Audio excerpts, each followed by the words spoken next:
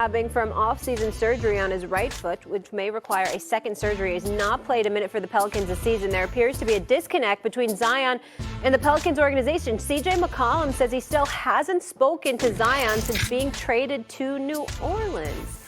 I haven't had conversations with him directly. I've spoken with some people close to him and look forward to sitting down with him sooner than later. I know about as much as you do right now, but I'm getting to the bottom of it. JJ, is this something or nothing? Oh, this is definitely something. This is a little bit insane to me. There's a general sort of decorum of behavior that you should apply as a teammate. Look, I wasn't the best player on any team I was on, but if there was a buyout possibility, if there was a trade possibility, I would always reach out to team. I called Ersan Ilyasova. I called Marco. I called Wes Matthews trying to get him to come to Philly. Like, this just shows a complete lack of investment in your team, in the organization, in the city. I get that he's hurt and away from the team, but you just traded for one of the 50 best players in the league, a guy that's supposed to be paired with you. Reach out and say hello. This is a pattern of behavior with Zion that we are seeing again and again. And look, I was his teammate. I can describe him as a detached teammate. That is an accurate statement. This is basic level of humanity being a teammate. Send a text to a guy when he gets traded to your team. That is just normal behavior. That's the bar minimum that you have to do. And the Pelicans yesterday sent out an email for season tickets for next year. Guess who wasn't in the email? Whose name was not in the email? Zion's. Like, what the heck is going on in New Orleans, Stephen A? They don't have you. They don't have somebody like you. That's number one, to answer your question directly. And just in the interest of full disclosure, while Molly is sitting here on the air and we're on national television, I've always had a lot of love and respect for J.J. Redick.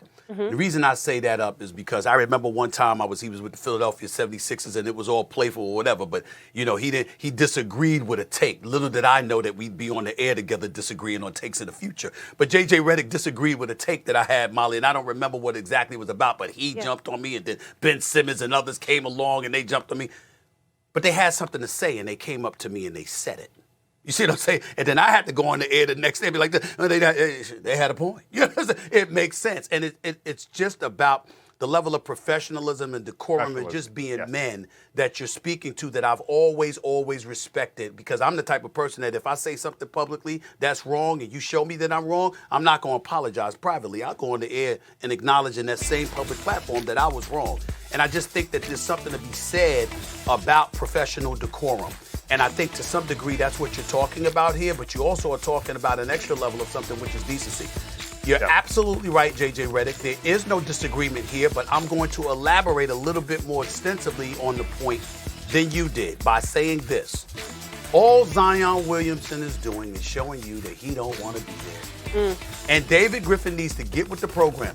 Zion Williamson was praying that he was going to get drafted by the New York Knicks, that the New York Knicks would get the number 1 overall pick when they ended up with the 3rd overall pick. He was praying that they were going to get number 1 because he wanted to be at the Garden. He never, again, I've heard this, but certainly not from him. I'm not pretending that I have heard this from him, even though I've interviewed him a couple of times and he's never, ever acknowledged that. I get it.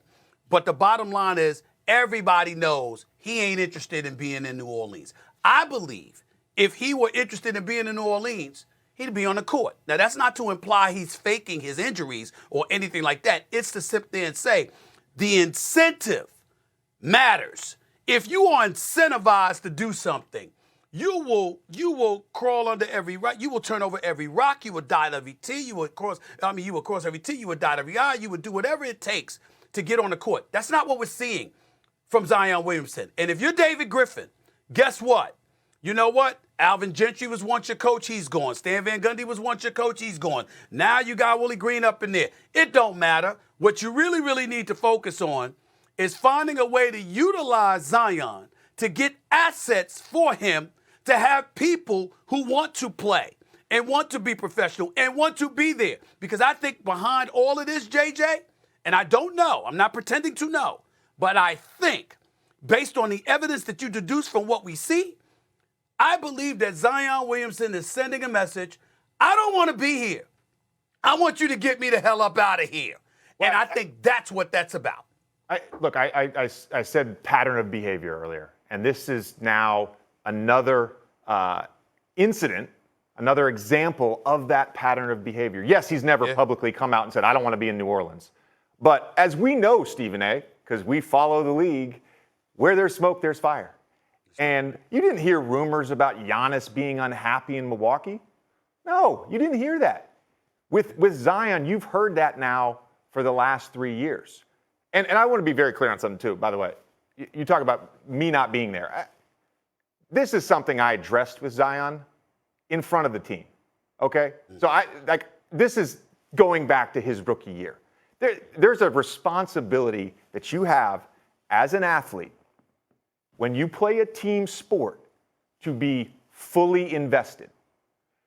You're fully invested in your body, you're fully invested in your work, and you're fully invested in your teammates.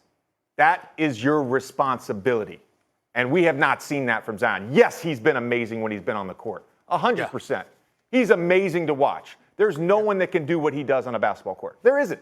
There isn't. The sheer level of force and athleticism and skill, it's amazing. 100%. But as a teammate, there's a pattern of behavior.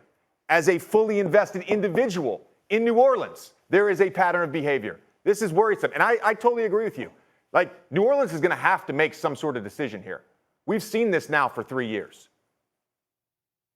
JJ deserves the last word on that, Molly, because he's 1,000% correct. I don't disagree with a single word that he just said. Absolutely. Well said, and we'll continue to follow it for sure. JJ, thank you so much for being with us. Yep. We will see you again soon. When we come back here on First Take, is that bad man leaving Lambeau? At least that's what it looks like after Aaron Rodgers' cryptic IG post will be